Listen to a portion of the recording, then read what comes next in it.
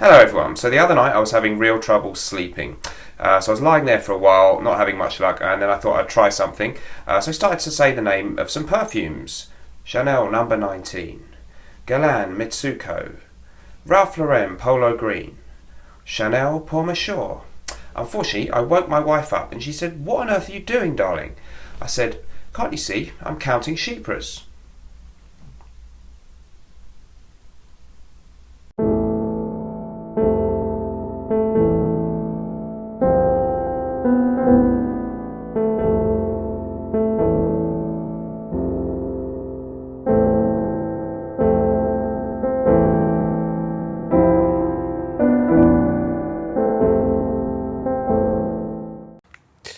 So Fougere fragrances are designed to capture the smell of a fern.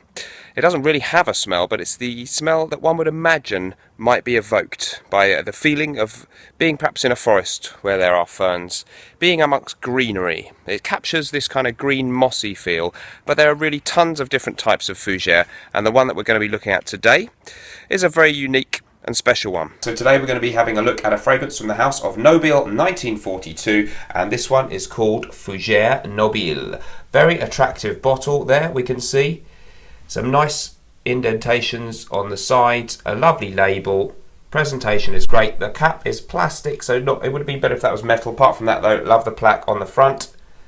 Very good bottle. More importantly though, what is this fragrance all about? So Nobile 1942 seems to have been a company that was started up way back in 1942 in Italy. It looks like they went away for a while and then they're back in the 21st century. They do a wide range of different men's and women's niche fragrances, reasonably expensive but not the most expensive amongst niche houses, and they've got a pretty good reputation if you read reviews online. The one I'm going to be looking at is called Fougere Nobile. There's also we have Sandalo Nobile, Patchouli Nobile, Ambra Nobile, Aqua Nobile, so there's various different ones accenting different notes or different themes. This one, of course, is an aromatic Fougere, a gentlemanly kind of scent. I really like it. Let's see how it stands up against some of the other rivals it's got in this kind of category for niche Fougeres. First of all then, let's talk about the notes in this one. Okay, so the top notes for this one are bergamot, lavender and black pepper. In the mid we have geranium, tobacco and vanilla, and in the base we have vetiver, tonka bean and musk. Elsewhere online I've also seen mentions of an aquatic note and a fizzy water or bitter soda note in the opening, and the Nobile 1942 website also talks about shaving cream, and elsewhere I've also seen basil mentioned. So that gives us an idea of what we can expect. So those are the notes. How does it smell? Let's find out. Time to spray. Very big sprayer. Do like the spray on this one. And I really love the opening. So the opening is fresh and vibrant. There is a sort of citrusy element, but what I really noticed when perhaps after I've read the description, but then it really did seem to make sense, is it does have that kind of freshness that I associate maybe with tonic water or some kind of bitter soda water. It's almost a little bit fizzy and fresh. There's just a hint of citrus in there, but it's not really a bright lemon or bergamot opening. Although bergamot is in there, but that doesn't stand out.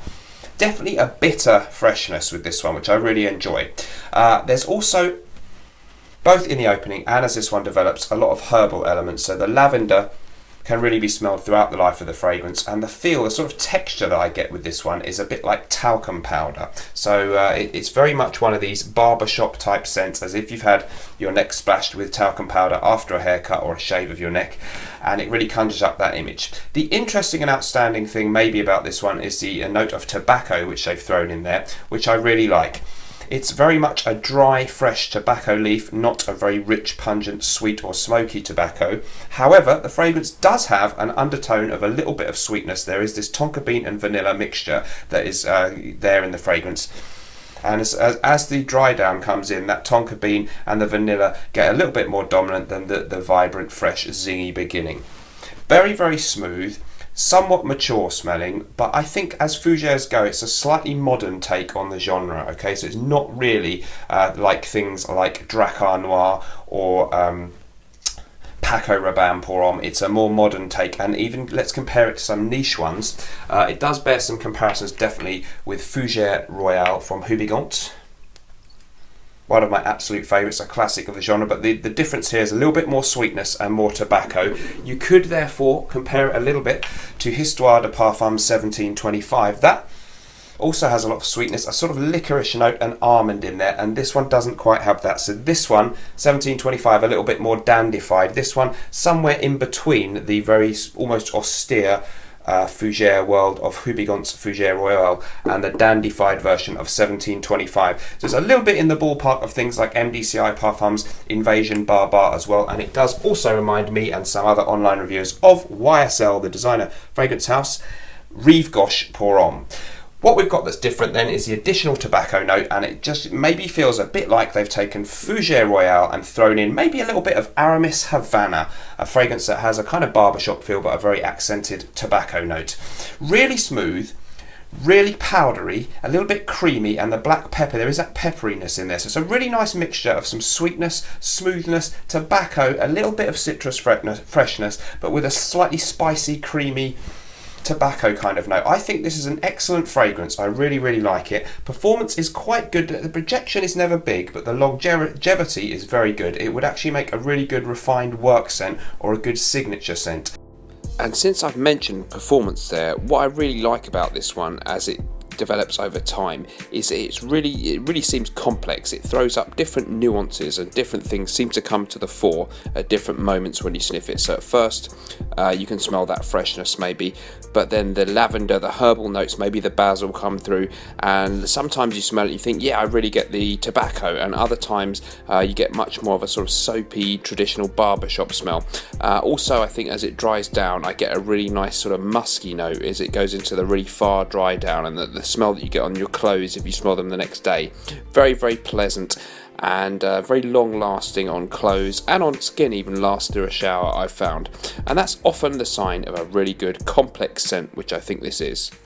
It conveys a very elegant and classy air. It's definitely in the barbershop category, but it's a little less dated maybe than some barbershop scents. People who find Fougere Royale by Hubigant a little austere and too dry might prefer something like this with a slightly more sweet, modern feel about it, although still a somewhat retro feel. So I find this fragrance is really good for when you're dressed up, maybe because the projection is not massive. If you really want to make a big impression on a night out or something, this wouldn't be my go-to choice. For dates, it could be a good choice, but it's not particularly outstandingly sexy. It's just a nice, clean, somewhat mature masculine smell. So if that's what you want on a date, fine. If not, look elsewhere. But if you want to convey the impression of a refined, sophisticated person, perhaps in your day-to-day work life, casual situations, dressed up or dressed down is fine. Something about it is just crisp and clean. It's a bit like Rive Gauche. You can just reach for it more or less any time. It's going to suit a nice white shirt like this or something like that really well, or a suit.